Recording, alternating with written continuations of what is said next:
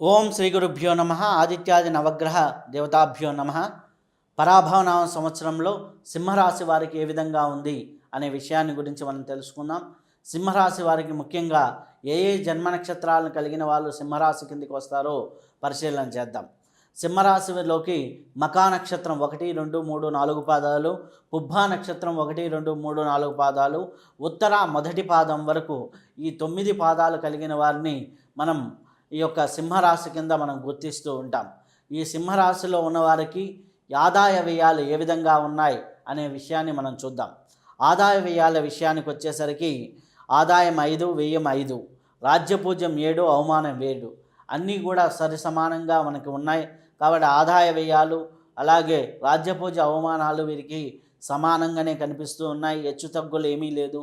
కొద్దిగా ప్రణాళికాబద్ధంగా పోతూ ఉంటే ఆదాయంలో మిగులుదల అనేది కనిపిస్తూ ఉంటుంది. ప్రణాళికాబద్ధంగా అవసరం అన్నమాట.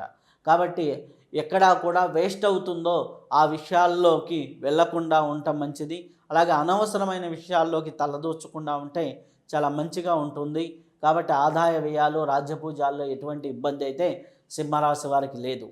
అయితే సింహరాశి వారికి గ్రహ సంచారం ఈ సంవత్సరంలో ఏ విధంగా ఉంది అన్నప్పుడు ప్రధానమైనటువంటి గ్రహాలు గురువు వీరికి ఏకాదశ స్థానంలో నుంచి వ్యయ స్థానంలోకి రావడం జరుగుతుంది. ఏకాదశ స్థానంలో ఉన్నంత వరకు వీరికి చాలా లాభదాయకమైనటువంటి ఫలితాలు ఉన్నాయి.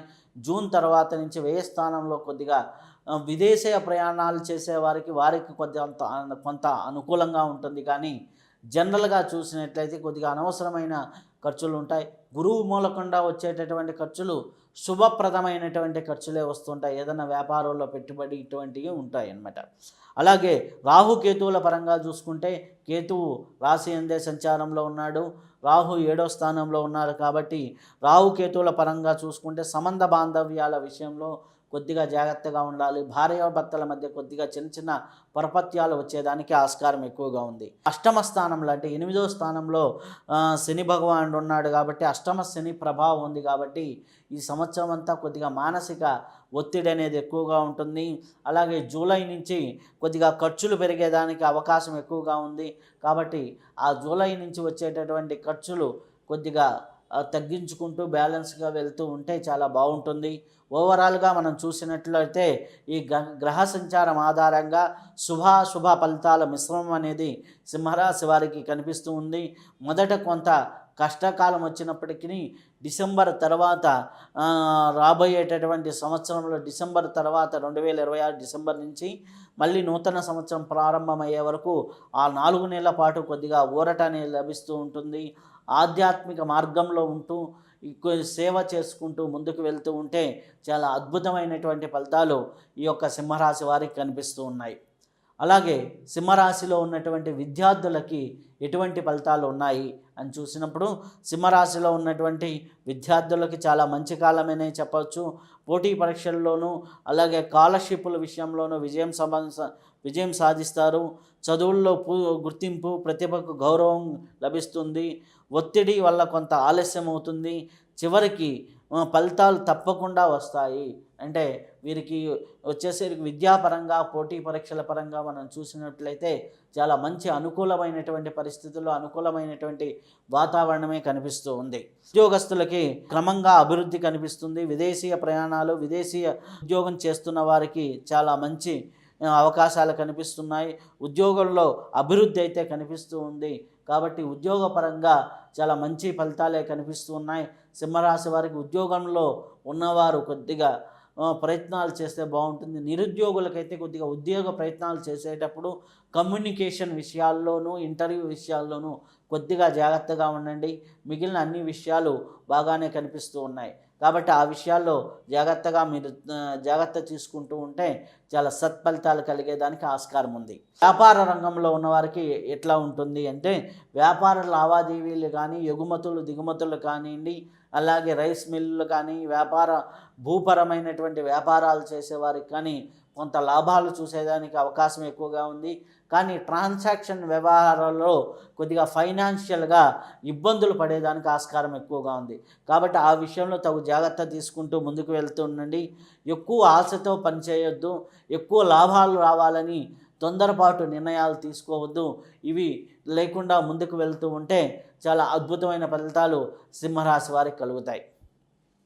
సింహరాశిలో ఉన్నవారికి కుటుంబ బాంధవ్యాలు, కుటుంబం వ్యవహారం ఎట్లా ఉంటుంది అని చూసినప్పుడు కుటుంబంలో భార్యాభర్తల మధ్య అవగాహన పెరుగుతుంది. కుటుంబ బంధాలు బలపడుతూ ఉంటాయి. మాట తొందరపాటు వల్ల బంధువుల మధ్య కొన్ని విభేదాలు వస్తాయి. ఎందుకంటే రాహు ఉన్నాడు కాబట్టి కొంత కుటుంబంలో బంధువుల మధ్య ఏదో ఇగోకి పోయి మాట్లాడినప్పుడు చిన్న చిన్న ఇబ్బందులు వస్తూ ఉంటాయి. కాబట్టి తొందరపడి మాట్లాడకుండా జాగ్రత్త తీసుకుంటూ ఉంటే కుటుంబ వాతావరణం కూడా సవ్యంగానే ఉంటుంది. ఇగోలతో మాట్లాడే వాళ్ళు, కొద్దిగా కోప తీరుగా మాట్లాడే వాళ్ళకి కొద్దిగా జాగ్రత్తగా, కొద్దిగా శాంతంగా వ్యవహరిస్తూ ఉంటే చాలా సత్ఫలితాలు కలిగేదానికి ఆస్కారం ఎక్కువగా ఉంది. అలాగే ఆరోగ్య విషయానికి వస్తే ఆరోగ్య విషయాల్లో తగు జాగ్రత్తలు అవసరం.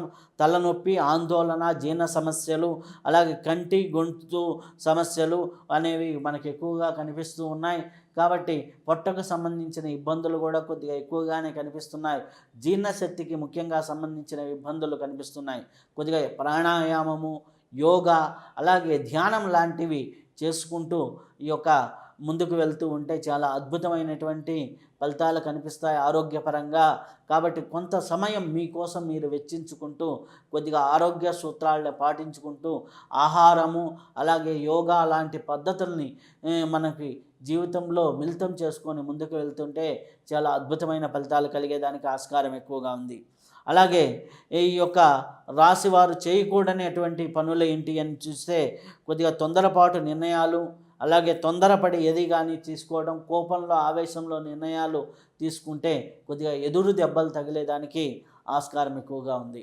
సింహరాశి వారికి అదృష్టాన్ని ఇచ్చేటటువంటి ఏమిటి అని చూసినప్పుడు అదృష్టాన్ని ఇచ్చే సంఖ్య 1 గాను, అలాగని శుభాన్ని కలిగించే తేదీలు 5, 7 గాను చెప్పబడుతుంది. ఆదివారం, గురువారం కలిసి వచ్చేదానికి ఆస్కారం ఎక్కువగా ఉంది. కాబట్టి ఇవన్నీ కూడా అదృష్టాన్ని ఇస్తూ ఉంటాయి. ఓవరాల్గా మనం చూసినప్పుడు సింహరాశి వారికి ఓర్పుతో, నేర్పుతో ముందుకు వెళ్తూ ఉంటే చాలా అద్భుతమైన ఫలితాలు కనిపిస్తూ ఉన్నాయి. విద్యార్థులు, పోటీ పరీక్షల్లో ఉన్నవారు ఖచ్చితమైన విజయాన్ని సాధిస్తూ ఉంటారు. కొద్దిగా జీవితంలో ఆధ్యాత్మికత, ధ్యాన పద్ధతుల్ని అవలంబించుకుంటూ వెళ్తూ ఉంటే చాలా అద్భుతమైనటువంటి విజయాలు రావడానికి, అదృష్టాలు రావడానికి ఆస్కారం ఎక్కువగా కనిపిస్తుంది. సింహరాశి వారు ఎటువంటి పరిహారాలు చేసుకుంటే చాలా ఇంకా అద్భుతమైన ఫలితాలు కలుగుతాయి అంటే ఈ సంవత్సర కాలంలో ముఖ్యంగా సింహరాశి వారు మృత్యుంజయ జపము, అలాగే శివ రుద్రాభిషేకం చేసుకుంటూ ఉండాలి. అలాగే శని భగవానునికి తైలాభిషేకం చేసుకుంటూ ఉండటం కూడా మంచిది. అలాగే దుర్గా సూక్తాన్ని కానివ్వండి, దుర్గా స్తోత్రాన్ని కానివ్వండి చేసుకుంటాం. అలాగే హనుమాన్ చాలీసాని పారాయణ చేసుకుంటూ ఉండడం, అలాగే దక్షిణామూర్తి స్తోత్రాన్ని పారాయణ చేసుకుంటూ ఉంటే చాలా అద్భుతమైనటువంటి ఫలితాలు కలుగుతూ ఉంటాయి. కాబట్టి రాహుకేతువుల పూజ కూడా వీరు చేసుకుంటూ ఉంటే చాలా అద్భుతంగా ఉంటుంది. ముఖ్యంగా ప్రతి నిత్యము హనుమాన్ చాలీసా, దక్షిణామూర్తి స్తోత్రము, దుర్గా కవచం కానీ, దుర్గా స్తోత్రం కానీ చేసుకుంటూ ఈ 3-15 నిమిషాలు అయిపోతాయి మనకు రోజు వింటున్నా కానీ. ఆ 3 వింటుంటే కనీసం ఆ యొక్క దోషాలు కొంత శాతం తగ్గేదానికి ఆస్కారం ఎక్కువగా ఉంది. ఈ రెమెడీలను పాటిస్తూ ముందుకు వెళ్ళండి. అలాగే మీ గ్రహచారం జాతక ఫలితాలు అంటే సంపూర్ణ జాతక ఫలితాలు, ఇది గోచార రీత్యా మనం చెప్పడం జరిగింది. సంపూర్ణ జాతక ఫలితాలు కూడా చూసుకొని ఆ రెమెడీస్, ఈ రెమెడీస్ చేసినట్లయితే ఈ యొక్క సంవత్సరం అద్భుతంగా, ఆనందంగా ఉంటుంది. మీరందరూ కూడా ఆయురారోగ్య ఐశ్వర్యాలు కలగాలని, అద్భుతమైనటువంటి ఆనంద యోగంలో జీవించాలని కోరుకుంటూ శుభం భూయాత్. సర్వే జనా సుఖినో భవంతు.